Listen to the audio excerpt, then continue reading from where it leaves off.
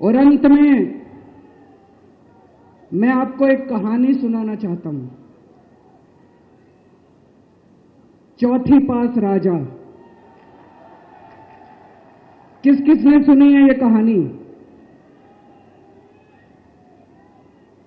इस कहानी का महात्म्य है कि इस कहानी को जितनी बार सुनोगे, जितनी बार सुनाओगे, उतनी भगवान की कृपा आपके परिवार के ऊपर बरसेगी। इस कहानी का जितना प्रचार प्रसार करोगे, उतना देश की तरक्की होगी, उतना समाज की तरक्की होगी। तो जिन लोगों ने कहानी सुनी है वो भी बड़े ध्यान से दोबारा सुनना, अच्छे से सुनना और इसका खूब प्रचार प्रसार करना। ये कहानी एक राजा की है, एक चौथी पास राजा की कहानी है, एक अहंकारी राजा की कहानी है, एक भ्रष्टाचारी राजा की कहानी है। आप लोगों ने राजा और रानी की कई कहानियां सुनी होंगी। इस कहानी में राजा तो है, रानी नहीं है।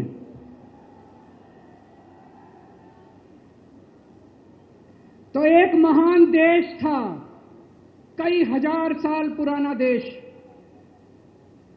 उस देश के एक गांव में एक बच्चा पैदा हुआ, बहुत गरीब घर में एक बच्चा पैदा हुआ।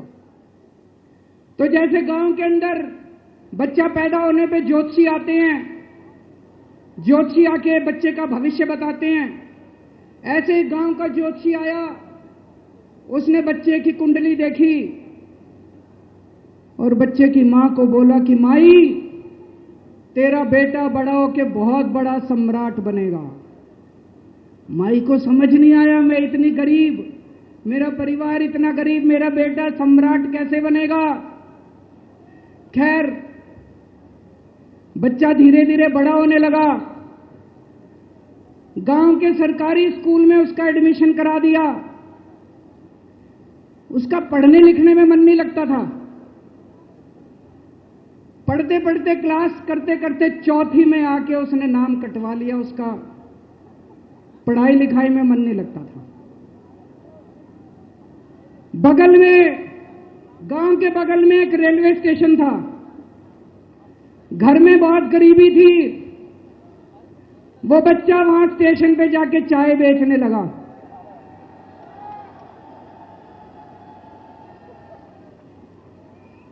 चाय बेच के अपना गुजारा करता था। वो भाषण बहुत अच्छा देता था, बचपन से ही बड़ा अच्छा भाषण देता था।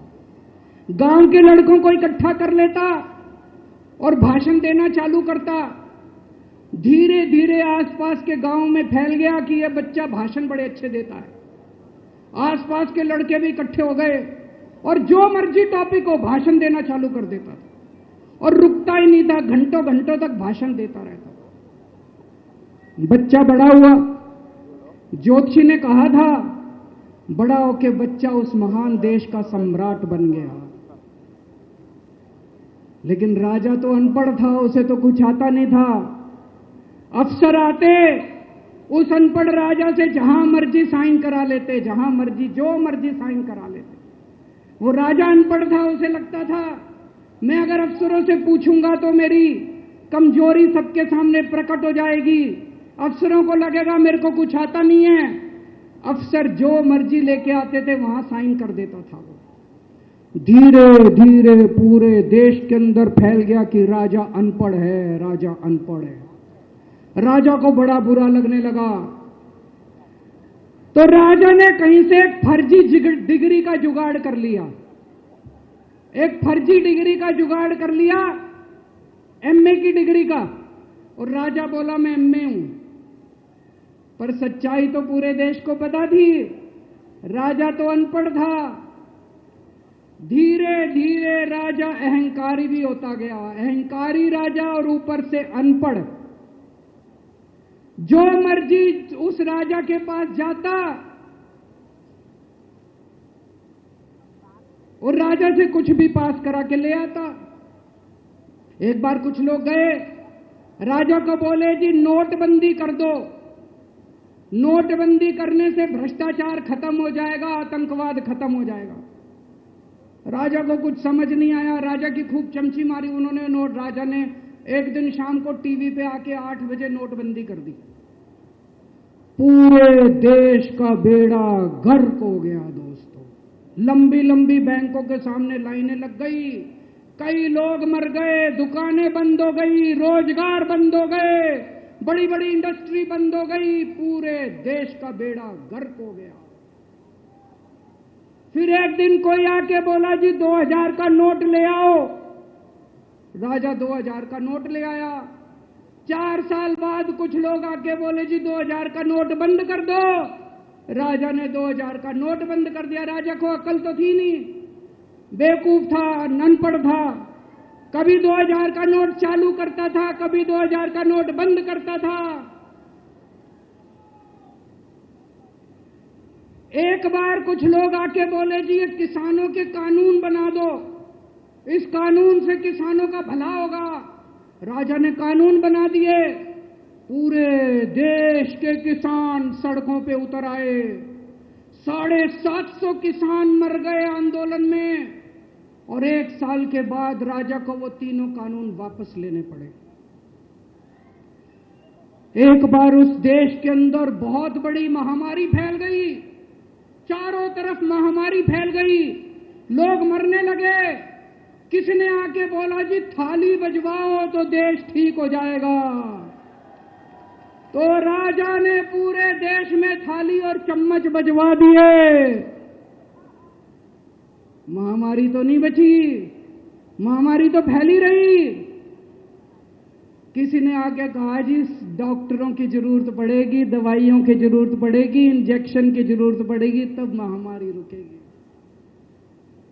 राजा अपने दोस्तों का बड़ा ख्याल रखता था। उसके दोस्त थे। एक दोस्त ने 10,000 करोड़ रुपए चोरी कर लिए, राजा ने उसको देश से भगा दिया। दूसरे दोस्त ने 20,000 करोड़ चोरी कर लिए, राजा ने उसको भी देश से भगा दिया। पर एक दोस्त ऐसा था जिससे राजा की ज्यादा ही दोस्ती थी। कौन था? उसको उन्होंने सारे एयरपोर्ट बेच दिए, सारे जहाज बेच दिए, सारे सीपोर्ट बेच दिए, उन्होंने आसमान बेच दिया, जमीन बेच दी राजा ने, खदानें बेच दी। उस दोस्त पे राजा मेहरबान था। राजा का एक और दोस्त था। वो दोस्त इतना गंदा था कि उसने कुछ अंतर्राष्ट्रीय खिलाड़ी महिलाओं के साथ बदतमीजी करी, लेकिन राजा ने दोस्ती नहीं छोड़ी। मजाल जो उस दोस्त के ऊपर कोई आंच आ जाए, राजा उस दोस्त के साथ खड़ा रहा, लेकिन उसने खिलाड़ियों का सुना। राजा का एक और दोस्त था। उस दोस्त ने किसानों के ऊपर गाड़ी चढ़ा दी, रौंद दिया, कुचल दिया किसानों को। राजा ने अपनी दोस्ती नहीं छोड़ी। इस बात पे तो दाद देनी पड़ेगी कि राजा दोस्तबाज था, 1 नंबर का दोस्तबाज था।